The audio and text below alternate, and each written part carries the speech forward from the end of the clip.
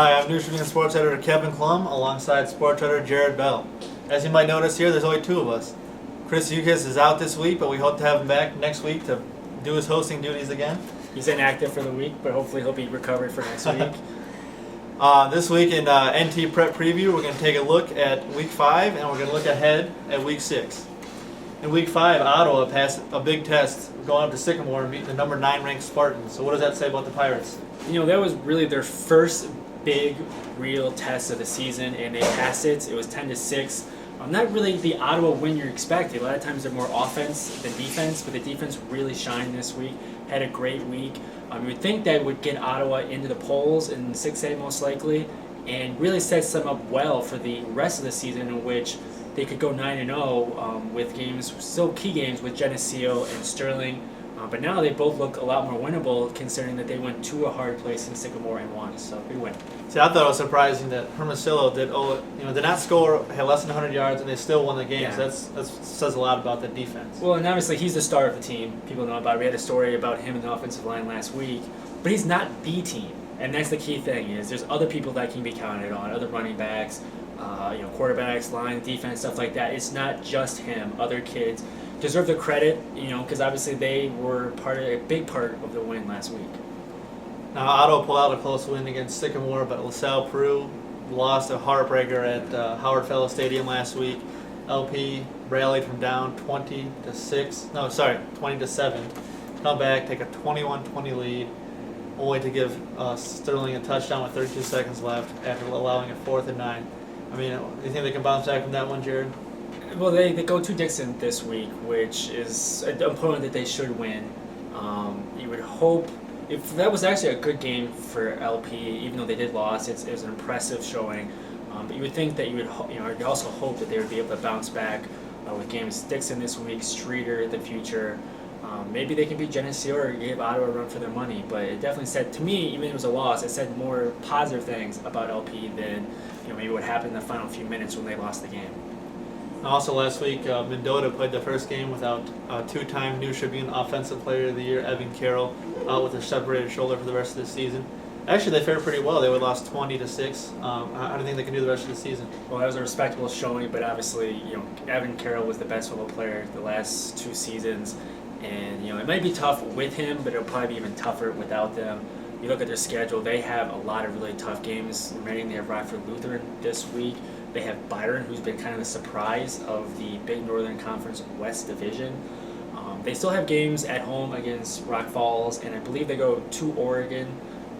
Those could be winnable, but they may only win 2 games the rest of the year if they're lucky. It's just more of a really, really difficult division that they're in.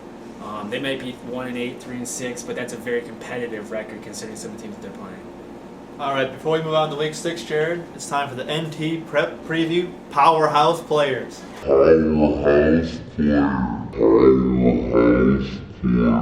Powerhouse Player of the Week For Week 5.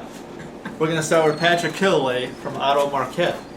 The quarterback for the Crusaders, he threw for 198 yards and a touchdown. Also ran for a score in Marquette's big win over Mooseheart with the battle of undefeated teams.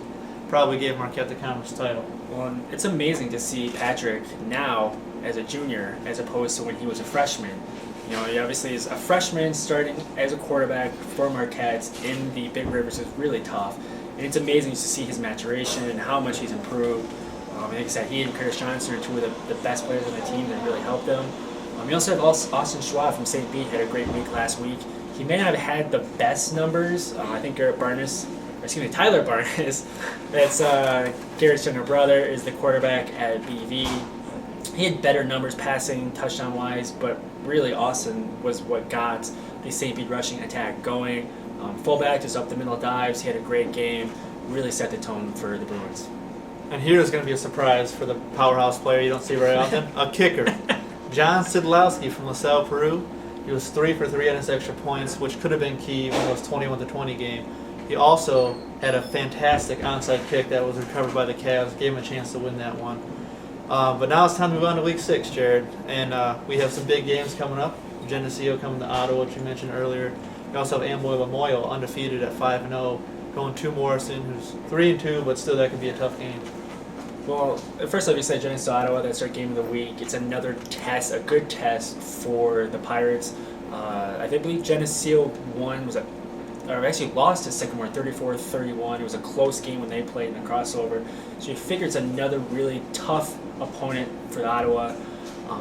Like you said, you had Morrison and Amboy Lamoille. That's probably one of the biggest games. You really don't know a ton about Amboy. We think we know what we know about them, and that they're a decent team and a good team, but we'll really find out because they still have Morrison, they still have Sterling Newman, they still have St. Bede left. So you figure, I think they even had Bureau Valley left. So they're really going to have a tough finish, and this is the start of it against the defending Class 2A state champions. We also have homecoming at St. Bede, Fulton coming to Peru. That's always a good game on Saturday afternoon. A lot of people come out there. Nice tradition at St. Bede. And Fulton's coming off a key win last week at home against Hall. So, they're coming off a little bit of momentum. You also have Bureau Valley looking to get on track again at Riverdale. And like we said before, LaSalle Peru has a winnable game at Dixon. And Fieldcrest also has a chance at another win with Deer Creek Mackinac coming to Minot. That's a very intriguing game, the Fieldcrest game. They're slowly starting to do some positive things. They have 2 wins already, which is, I believe, as many as they had last year. So if they win this, get to 3 wins, you never know. All right, that's it for this edition of NT Prep Preview. Come back to www.newstrip.com next Thursday to see the Week 7 episode. Thanks for watching.